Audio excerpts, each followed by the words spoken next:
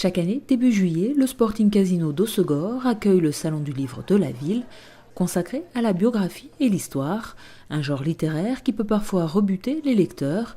Et pourtant, la biographie est multiple et n'est pas réservée aux passionnés du genre, comme tente à le démontrer le salon. On mixe de plus en plus des styles différents, puisque hier, le premier prix de la BD historique était en fait ce qu'on appelle aujourd'hui un roman graphique, une œuvre exceptionnelle, je trouve très très intéressante et attachante, qui s'appelle Coquelicot d'Irak, qui est une autobiographie de la jeunesse d'un des deux auteurs. Et aujourd'hui, ce qui est aussi intéressant, c'est que dans les conférences, on a des auteurs de bande dessinée qui s'expriment en même temps que des auteurs de romans. Et donc ça donne des regards croisés et une richesse d'approche de la biographie et de l'histoire qui passionne. Et le résultat, en tout cas des conférences qui étaient pleines à craquer aujourd'hui, semble le démontrer.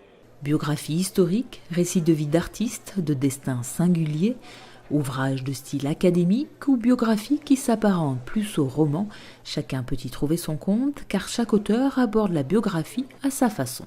Il y avait clairement une volonté de faire quelque chose qu'on vive vraiment l'histoire à travers ses yeux. Que ça soit pas un roman, mais que ce soit vraiment comme si... en fait, quand on m'a demandé à la fin, souvent de la lecture, mais est-ce que tout est vrai ? Je l'ai bien pris, parce que ça paraissait du coup tellement romancé que ça pouvait paraître pas vrai. Et c'était mon but, parce que je trouve que beaucoup de biographies en français sont souvent académiques. Et si on n'est pas un spécialiste de tel sujet, si on n'est pas un spécialiste des États-Unis par exemple ou de la famille Kennedy, et qu'on veut lire un livre par exemple sur cette période, la biographie sera sympa pendant 100 pages et après au bout d'un moment elle vous tombe des mains parce que ça s'adresse vraiment à un public averti et parce que c'est très factuel, ça ressemble à un catalogue.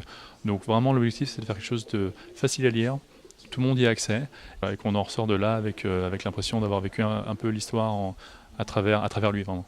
Même la BD permet de se plonger dans la vie de personnages célèbres et de toucher ainsi un nouveau public. C'est un genre littéraire mais qui occupe la bande dessinée depuis maintenant 30-40 ans, même des Américains, il y a très longtemps, des années 70, comme Robert Crumb faisait l'autobiographie, ou Will Eisner.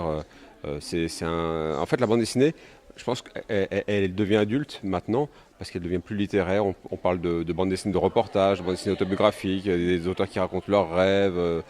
Ça devient vraiment très, très intéressant, la bande dessinée. Ça peut être aussi très intéressant si c'est de la fiction avec un héros qui se bat contre le méchant. Mais il y a vraiment plein de choses pour plein de lecteurs. Et il ne faut vraiment pas hésiter à aller en librairie pour voir ce qui existe.